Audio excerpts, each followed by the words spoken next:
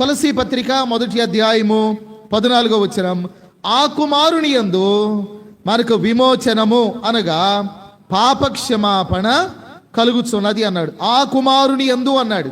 ఏ కుమారుని యందు? ఆ పైన 13వ వచనంలో చెప్పాడు కదా, తాను ప్రేమించిన తన కుమారుని యందు, ఆ కుమారుని యందు అని అన్నాడు. ఆ కుమారుడు అంటే తండ్రి తాను ప్రేమించిన ఆ కుమారుని యందు అని మనం గుర్తుపెట్టుకోవాలి.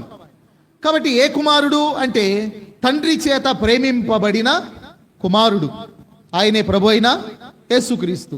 మనం యెషయా గ్రంథంలో చూస్తాం 9వ అధ్యాయం 6వ వచనంలో, ఏలయనగా మనకు శిశువు పుట్టాను, కుమారుడు అనుగ్రహించబడెను, ఆయన భుజం మీద రాజ్య భారం ఉంటుంది, ఆయన ఆశ్చర్యకరుడు, ఆలోచనకర్త, బలవంతుడైన దేవుడు, నిత్యుడగు తండ్రి, సమాధానకర్తయగు అధిపతి అని ఆయనకు పేరు పెట్టబడును. కాబట్టి ఆ కుమారుని యందు మనకు పాపక్షమాపణ, విమోచన అనగా పాపక్షమాపణ మనకు దొరికింది అన్నాడు. ఆ కుమారుని యందు మనకు విమోచన దొరికింది. విమోచన అంటే పాత నిబంధన ప్రకారం బానిసత్వం నుండి విడుదల లేక విముక్తి, దాన్ని విమోచన అన్నారు. రిడెంప్షన్ అనే దానికి పాత నిబంధన ఇచ్చే నిర్వచనం ఏంటంటే బానిసత్వం నుంచి విడుదల పొందడం, బానిసత్వం నుంచి విముక్తి పొందడం. పాత నిబంధనలో బానిసత్వం నుంచి విడుదల పొందారు వారు. బైబిల్లో మనం గమనిస్తూ ఉన్నప్పుడు నిర్గమాకాండం 6వ అధ్యాయం 6వ వచనం, నిర్గమాకాండం 6వ అధ్యాయము 6వ వచనం, కాబట్టి నేను యెహోవాను,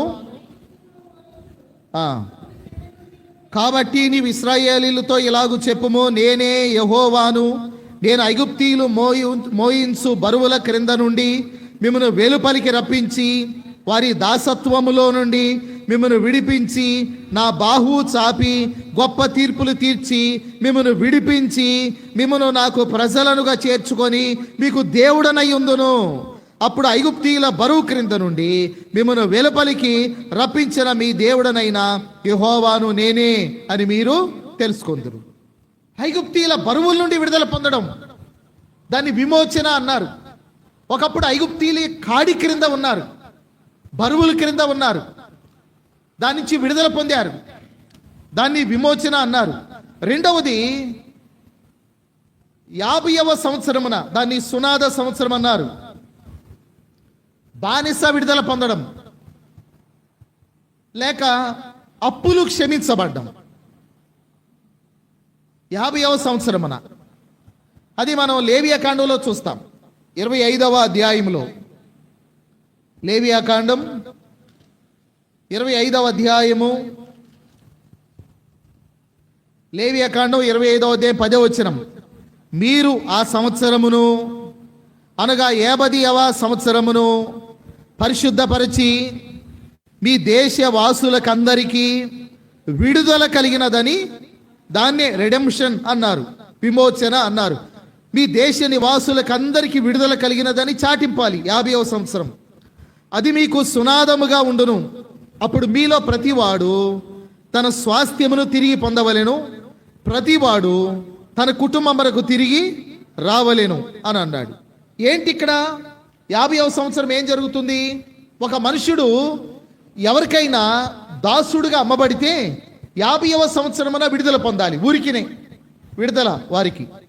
ఒక వ్యక్తి ఇంకొక వ్యక్తి దగ్గర తాకట్టు పెట్టి అప్పు తీసుకుంటే 50వ సంవత్సరమున ఆ అప్పు క్షమించబడి తాకట్టు పెట్టబడింది తిరిగి ఇచ్చేయాలి 50వ సంవత్సరమున.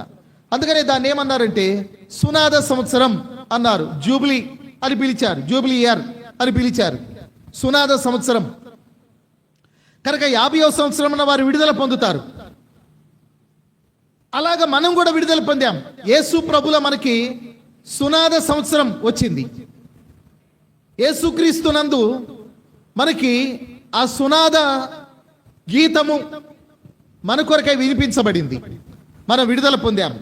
కనుక పాత నిబంధనలో బానిసత్వం నుండి విడుదల పొందడం, రెండవది సునాద సంవత్సరమున వారు బానిసత్వం నుండి విడుదల పొంది అప్పులు క్షమించబడ్డం, దీన్ని విమోచన విముక్తి అన్నారు. అయితే క్రొత్త నిబంధన ప్రకారం పాప బానిసత్వం నుంచి విడుదల పొందడం. క్రొత్త నిబంధనలో మనం పాప బానిసత్వం నుంచి విడుదల పొందాం. బైబిల్లో రోమా పత్రిక 7వ అధ్యాయంలో పాప బానిసత్వం ఎలా ఉంటుందో పౌలు మనకు జ్ఞాపకం చేశాడు. రోమా పత్రిక 7వ అధ్యాయము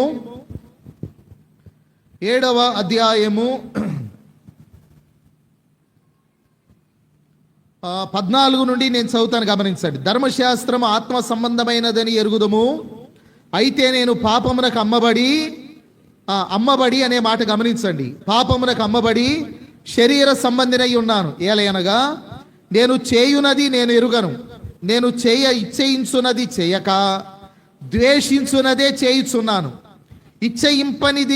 ఇచ్చయింపనిది నేను చేసిన ఎడల ధర్మశాస్త్రము శ్రేష్టమైనదైనట్టు ఒప్పుకొనుచున్నాను. కావున ఇకను దాని చేయునది నా యందు నివసించు పాపమే గాని నేను కాదు. నా యందు అనగా నా శరీరమందు మంచిది ఏది నివసింపదని నేను ఎరుగుదును. మేలైనది చేయవలనను కోరిక నాకు కలుగుచున్నది గాని దానిని చేయుట నాకు కలుగుటలేదు. నేను చేయగోరు మేలు చేయగోరని కీడు చేయుచున్నాను. నేను కోరని దానిని చేసిన ఎడల దానిని చేయునది నా యందు నివసించు పాపమే గాని ఇకను నేను కాదు. కాబట్టి మేలు చేయగోరు నాకు కీడు చేయుట కలుగుచున్నదని ఒక నియమము నాకు కనబడుచున్నది. అంతరంగ పురుషుని బట్టి దేవుని ధర్మశాస్త్రమునందు నేను ఆనందించుచున్నాను గాని వేరొక నియమము నా అవయములలో ఉన్నట్టు నాకు కనబడుచున్నది. అది నా మనస్సునందున్న ధర్మశాస్త్రముతో పోరాడుచు నా అవయములలో ఉన్న పాప నియమమునకు నన్ను చెరపట్టి లోబరుచుకొనుచున్నది. ఇప్పుడు గమనించండి. అయ్యో, నేనెంత దౌర్భాగ్యుడను! ఇట్టి మరణమునకు లోనగు శరీరము నుండి నన్ను ఎవడు విడిపించును అన్నాడు. కనుక ఇశ్రాయేలీలు పాప బానిసత్వం క్రింద ఉన్నట్టే మనమందరము కూడా బానిసత్వం క్రింద, ఇశ్రాయేలీలు ఐగుప్తు బానిసత్వం క్రింద ఉన్నట్టే మనమందరం కూడా పాప బానిసత్వం క్రింద ఉన్నాం. మనం మంచి చేయాలనుకున్నా చేయలేకపోతున్నాం, మేలు చేయాలనుకున్నా చేయలేకపోతున్నాం. అది మన వల్ల కాటలేదు. దానికి కారణం ఏంటంటే మన శరీరంలో ఉన్న పాప నియమం అది మనల్ని చెరపట్టి ఈడ్చుకొని వెళ్ళిపోతా ఉంది. అయితే యేసుక్రీస్తు ద్వారా మనం దాని నుండి విడుదల పొందాము. అది 8వ అధ్యాయము 1-2 వచనాల్లో పౌలు రాశాడు ఈ మాట. కాబట్టి ఇప్పుడు క్రీస్తు యేసునందున్న వారికి ఏ శిక్షా విధి లేదు. క్రీస్తు యేసునందు జీవమునిచ్చు ఆత్మ యొక్క నియమము పాప మరణముల నియమము నుండి నన్ను విడిపించెను. ఎట్లనగా ధర్మశాస్త్రము దేనిని చేయజాలకపోయెనో దేవుడు దానిని దేవుడు చేశాను. పాప మరణముల నియమము నుండి ఆయన నన్ను విమోచించాడు. దాన్నే విమోచన అని అన్నారు. ఆ కుమారుని యందు మనకు విమోచన, మనం విడుదల పొందాం, విమోచించబడ్డాం. కనుక ఒకప్పుడు యేసుప్రభు నమ్మక ముందు మనం మంచిగా ఉండాలనుకున్నాం కానీ ఉండలేకపోయాం. కానీ యేసుప్రభు నమ్ముకున్నాం, మంచిగా బ్రతకడానికి కృపనిచ్చాడు ఆయన. ఎందుకంటే పాప మరణముల నియమము నుండి మనం విడుదల పొందాం, విమోచించబడ్డాం అని చెప్పాడు. ఎఫెసీ పత్రిక 1వ అధ్యాయం అపోస్తలుడైన పౌలు ఎఫెసీలకు రాసిన పత్రిక 1వ అధ్యాయము 7వ వచనం. దేవుని కృపా మహదైశ్వర్యమును బట్టి ఆ ప్రియుని యందు ఆయన రక్తము వలన మనకు విమోచనము అనగా మన అపరాధములకు క్షమాపణ మనకు కలిగి ఉన్నది అన్నాడు. అపరాధములకు క్షమాపణ కలిగి ఉన్నది. కాబట్టి మనం విమోచించబడ్డాం అని చెప్పాడు. కాబట్టి ఆ కుమారుని యందు మనకి విమోచన అని అన్నాడు. అపోస్తలుల కార్యములు 13వ అధ్యాయం, అపోస్తలుల కార్యములు 13వ అధ్యాయము 38, 39 వచనాలు. కాబట్టి సహోదరులారా, మీకు ఈయన ద్వారానే పాపక్షమాపణ ప్రచురమగుచున్నదనియు మీరు మోషే ధర్మశాస్త్రము వలన ఏ విషయములలో నీతిమంతులుగా తీర్చబడలేకపోతిరో ఆ విషయములన్నిటిలో విశ్వసించు ప్రతివాడును ఈయన వలననే నీతిమంతుడుగా తీర్చబడుననియు మీకు తెలియనుగాక అని అన్నాడు. ఇక్కడ 38వ వచనములో ఈయన ద్వారానే అన్నాడు. 39వ వచనములో ఈయన వలననే అన్నాడు. ఈయన ద్వారానే, ఈయన వలననే అంటే ఇక వేరొకరు లేరు అని అర్థం, వేరొకరి ద్వారా కాదు అని అర్థం. మనం ఎలా నీతిమంతులుగా తీర్చబడతాం? యేసుక్రీస్తునందరి విశ్వాసము ద్వారా. ఏ మతం కూడా మనల్ని విమోచించలేదు, ఏ మత గ్రంథం కూడా మనల్ని విమోచించలేదు. ధర్మశాస్త్రమే చేయలేకపోతే ఇతర గ్రంథాలు ఎలా చేయగలవు? ధర్మశాస్త్రమే చేయలేకపోతే ఇతర గ్రంథాలు ఎలా చేయగలవు? మనల్ని ఎలాగ నీతిమంతులుగా తీర్చగలవు? అందుకని యేసుక్రీస్తు ద్వారా ఉచితముగా మనం నీతిమంతులంగా తీర్చబడ్డాం. ఆయన ద్వారానే అని అన్నాడు. రోమాపత్రిక 3వ అధ్యాయం, రోమాపత్రిక 3వ అధ్యాయము 24వ వచనం. కాబట్టి నమ్మువారు ఆయన కృప చేతనే క్రీస్తు యేసునందలి విమోచనము ద్వారా ఉచితముగా నీతిమంతులని తీర్చబడుచున్నారు అన్నాడు. క్రీస్తు యేసునందలి విమోచనము ద్వారా ఉచితముగా నీతిమంతులని తీర్చబడతా ఉన్నారు. ఉచితముగా నీతిమంతులుగా తీర్చబడతా ఉన్నారు అని అన్నాడు. ఉచితముగా నీతిమంతులు అని అంటే మనం ఏమి చెల్లించాల్సిన పని లేదు, మనం ఏం వెల చెల్లించాల్సిన పని లేదు. పాత నిబంధనలు వెల చెల్లించేవారు వారు అపరాధములకు. క్రొత్త నిబంధనలు మన అపరాధములకు మనం ఏమి చెల్లించక్కర్లేదు. అసలు ఏమి చెల్లించినా సరే మన రుణం తీరదు.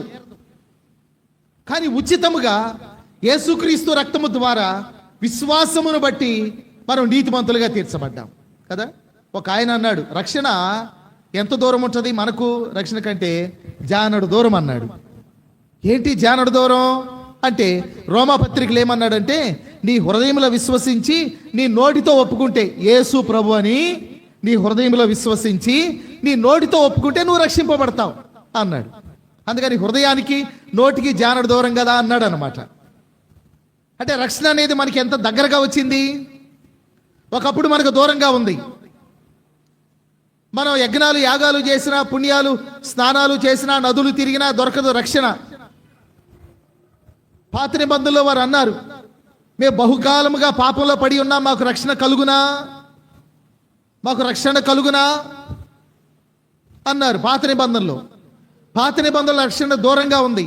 క్రొత్త నిబంధనలో రక్షణ మనకు దగ్గరగా వచ్చింది. ఎందుకంటే రక్షకుడు వచ్చాడు మన దగ్గరికి, రక్షకుడు వచ్చాడు, రక్షణ తెచ్చాడు, మనకు సమీపంగా వచ్చింది రక్షణ. అందుకని ఉచితముగా యేసుక్రీస్తునందలి విశ్వాసము ద్వారా మనం నీతిమంతులుగా తీర్చబడతాం. ఇంకా మనం ఏమి చెల్లించాల్సిన అక్కర్లేదు రక్షణ కొరకై. మనం మన పాపములను ఒప్పుకొనడం ద్వారా మనం నీతిమంతులుగా తీర్చబడుతున్నాం. కాబట్టి ఈ విషయాలు మనం గుర్తుపెట్టుకోవాలి. అందుకనే పౌలు అన్నాడు కొలస్సీ పత్రిక 1వ అధ్యాయము 14వ వచనములో, ఆ కుమారుని యందు మనకు విమోచనము అన్నాడు. ఆ కుమారుని యందు మనకు విమోచనం అని ఇంకేమన్నాడు అనగా పాపక్షమాపణ కలుగుతున్నది, పాపక్షమాపణ కలుగుతున్నది. కాబట్టి ఆయన ద్వారా మనకు విమోచన మాత్రమే కాదు, ఆయన ద్వారా మనకు పాపక్షమాపణ కలుగుతున్నది. కనుక పాపక్షమాపణ అనేది ఎలా కలుగుతుంది అంటే, పాపక్షమాపణ రక్తము చిందించబడుట ద్వారా కలుగుతుంది. హెబ్రీ పత్రిక 9:22 మనం చూస్తాం పాపక్షమాపణ ఎలా కలుగుతుంది. హెబ్రీ పత్రిక 9వ అధ్యాయము 22వ వచనం, మరియు ధర్మశాస్త్ర ప్రకారము సమస్త వస్తువులను రక్తము చేత శుద్ధి చేయబడుననియు రక్తము చిందింపకుండా పాపక్షమాపణ కలుగుదనియు సామాన్యముగా చెప్పవచ్చును అన్నాడు. రక్తము చిందించకుండా పాపక్షమాపణ కలుగదు అని సామాన్యముగా చెప్పవచ్చు అన్నాడు. అంటే పాపక్షమాపణ అనేది దేని ద్వారా కలుగుతుందంటే రక్తము చిందించుడు ద్వారా కలుగుతుంది. అందువలన పాత నిబంధన కాలంలో వారు రక్తాన్ని చిందించారు. ఎలాంటి రక్తాన్ని చిందించారు అంటే లేవియాకాండం 4వ అధ్యాయం, లేవియాకాండము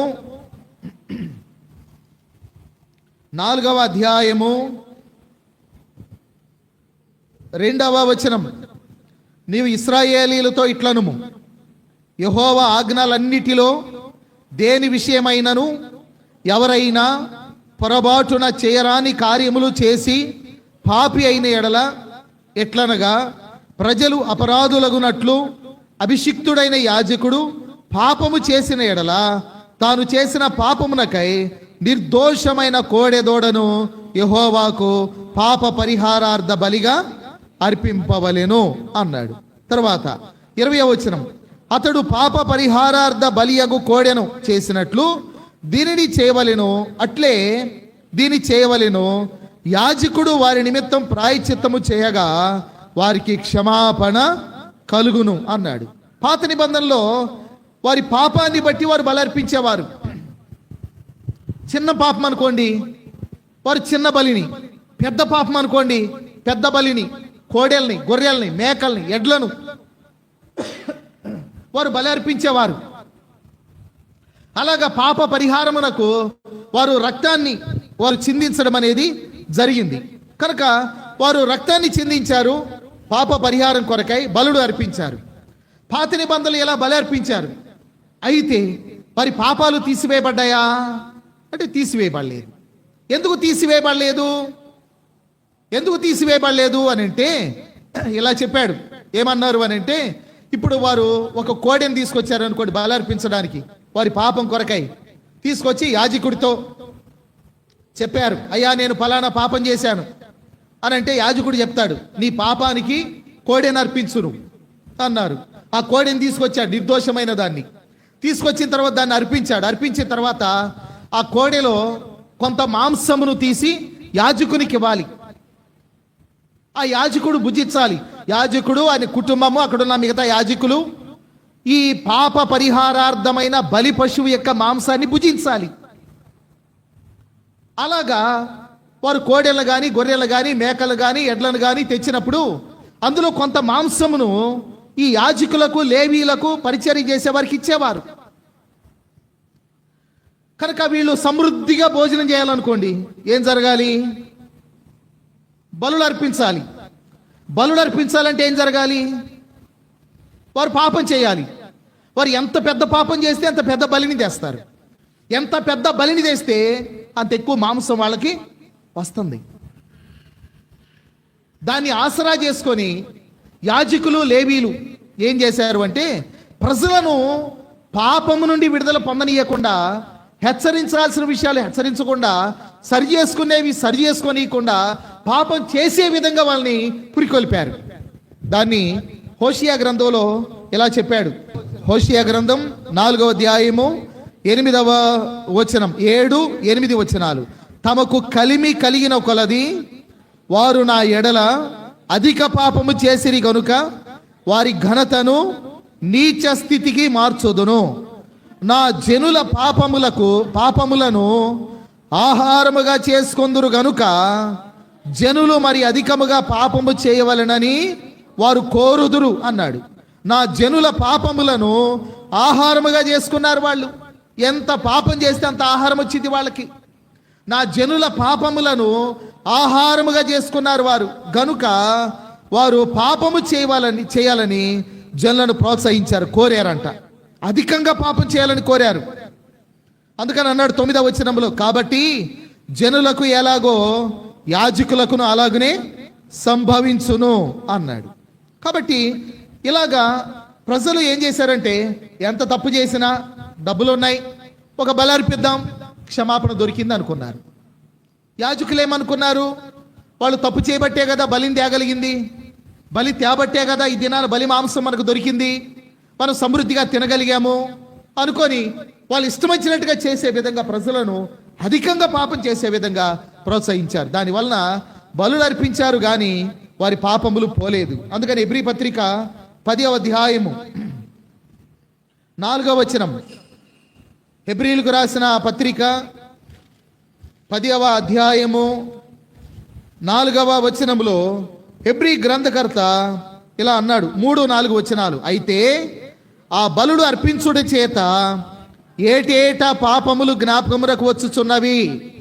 ఏలయనగా ఎడ్ల యొక్కయు మేకల యొక్కయు రక్తము పాపములను తీసివేయుట అసాధ్యము అన్నాడు. ఎడ్ల యొక్కయు మేకల యొక్కయు రక్తము పాపమును తీసివేయుట అసాధ్యం. మరి రక్తము చిందించకుండా పాప క్షమాపణ కలుగునేరదు అన్నాడు. ఎడ్ల యొక్కయు కోడెల యొక్కయు మేకల యొక్కయు రక్తము పాపమును తీసివేయట అసాధ్యం అన్నాడు. మరి ఏ రక్తం కావాలి అంటే నిర్దోషమైన గొర్రె పిల్ల వంటి క్రీస్తు రక్తము కావాలి.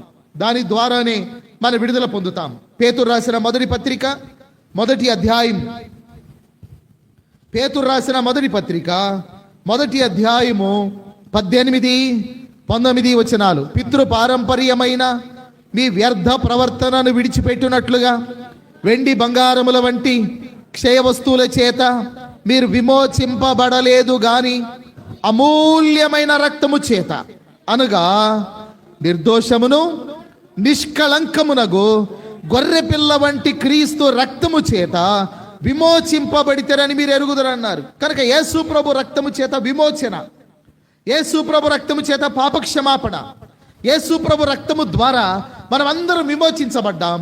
యేసు ప్రభు రక్తము ద్వారా మనందరికీ పాప క్షమాపణ కలిగింది అనే విషయాన్ని మనం జ్ఞాపకం చేసుకుంటాం. అందుకనే ప్రకటన గ్రంథం 1వ అధ్యాయం 6వ వచనంలో ఇలా అన్నాడు. ప్రకటన గ్రంథం 1వ అధ్యాయము 6వ వచనం, మనలను ప్రేమించుచు తన రక్తము వలన మన పాపముల నుండి మనల్ని విడిపించిన వానికి మహిమయు ప్రభావమును యుగ యుగములు కలుగునుగాక అన్నాడు. యుగ యుగములు కలుగునుగాక, మహిమ ప్రభావం యుగ యుగములు కలుగునుగాక. ఆయన మనల్ని ప్రేమించి తన రక్తం వల్ల మన పాపముల నుండి విమోచించాడు కనుక మహిమ ఘనత ప్రభావములు యుగ యుగములు కలుగునుగాక అని అన్నాడు. కాబట్టి ఈ మాటలు మనం జ్ఞాపకం చేసుకుంటున్నాం. ఆయన ద్వారా ఆ కుమారుని యందు మనకు విమోచన అనగా పాప క్షమాపణ కలిగినది అనే విషయాన్ని మనం గుర్తుపెట్టుకుంటున్నాం. పాప క్షమాపణ కలిగింది. నేను ముగించక ముందు 2 మాటలు గుర్తు చేసి ముగిస్తాను. మనమందరం కూడా యేసు ప్రభు ద్వారా క్షమించబడ్డాం. ఇంకెవరైనా విమోచించబడని వారు ఉంటే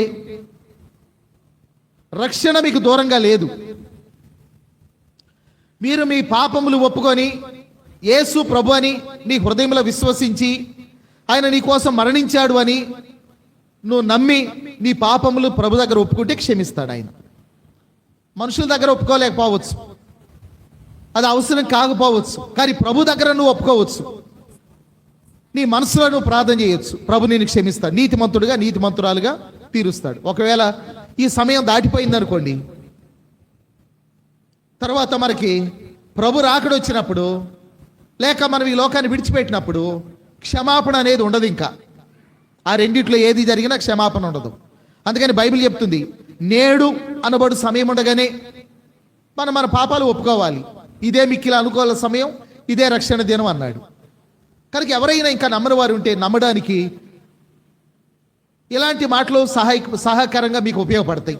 మీరు ఉపవాసాలు ఉండక్కర్లా, దానాలు ధర్మాలు చేయక్కర్లేదు, మీకు స్వరం వినబడక్కర్లా, దర్శనం కనబడక్కర్లా. ఆయన వాక్యం ద్వారా ప్రత్యక్షత మనకుంది. ఆయన మాట్లాడుతున్నప్పుడు ఆయన మాటకు విధేయతను చూపి ఒప్పుకొని హృదయంలో అంగీకరిస్తే రక్షింపబడతాం. తర్వాత రక్షింపబడ్డ వారికి, విమోచించబడ్డ వారికి బైబిల్ చెప్పే విషయం ఏంటంటే, ఒక వ్యక్తి పుట్టుకతో మరి పక్షవాయు కలిగిన వ్యక్తి, ఆయన యోహాను సువార్త 5వ అధ్యాయంలో సిలోయము కోనేటి దగ్గర పడుకున్న వ్యక్తి, ప్రభు వెళ్ళారు, స్వస్థత పొందగోరుచున్నావని అడిగాడు. లేచి నీ పరిపెత్తుకొని నడవమన్నాడు. వాడు దిగ్గున లేచి నడిచి వాడు వెళ్ళిపోయాడు.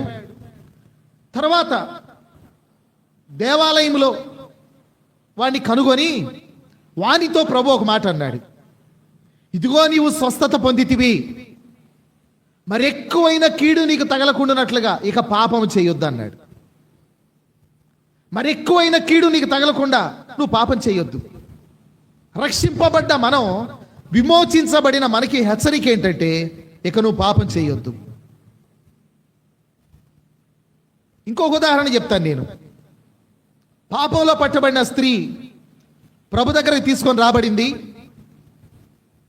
ప్రభు దగ్గర నిలవబడింది. మీలో పాపం లేనివాడు మొదట రాయి వేయమని చెప్పాడు ప్రభు. వారందరూ కూడా రాళ్ళు అక్కడ వదిలిపెట్టి ఒకరి తర్వాత ఒకరు, చిన్నవారు మొదలుకొని పెద్దవారి వరకు వెళ్ళిపోయారు. ప్రభు తలెత్తి చూస్తే అందరూ వెళ్ళిపోయారు, ఆయన ఒక్కడే మిగిలాడు. ఆయన అన్నాడు, అమ్మా, ఎవరు నీకు శిక్ష విధించలేదా? నేనును నీకు శిక్ష విధింపను. ఒక హెచ్చరిక చేశాడు ఆయన. ఇక నువ్వు వెళ్ళి పాపము చేయకుము, ఇక నువ్వు వెళ్ళి పాపం చేయకుము. అంటే నేను క్షమించడానికి కూర్చున్నాను, మీరు వెళ్ళండి, పాపం చేయండి, రండి, ప్రతిసారి నేను క్షమిస్తాను అని ఆయన క్షమించబడిన వారికి మరలా క్షమిస్తా అని చెప్పలేదు ఆయన. మరలా క్షమించబడిన మనం మరలా పాపం చేయడం అంటే మరలా బాహాటంగా సిలువేయడమే, ఆయన అవమానపరచడమే, ఆయన గాయాలు రేపడమే అనే హెచ్చరిక మనకుంది. ఇంకో హెచ్చరిక కూడా ఉంది. కడుగబడిన పంది బురదలో దొరికినట్టు, కుక్క తన వాంతికి తిరిగినట్టు. ఎవరైతే మరలా తిరిగి పాపం వైపు తిరుగుతారో ఒప్పుకొని కూడా వారు వాటితో సమానమని బైబిల్ చెప్తా ఉంది. అందుకని క్షమించబడిన మనం, విమోచించబడిన మనం వెనుతిరిగి చూడకుండా మనం పరిశుద్ధతలో, ఆయన పరిశుద్ధతలో మనం ముందుకు కొనసాగాలి అని హెచ్చరిక మనకుంది. కనుక ప్రభు దగ్గర సరి చేసుకుందాం, దిద్దుకుందాం, చక్కబరుచుకుందాం. ఇకను మనం వెనుతిరిగి చూడకుండా ముందుకు సాగడానికి ప్రభు యొక్క కృపను కోరుకుంటూ ప్రభు యొక్క బలలో పాలు పంపులు పొందుదాం.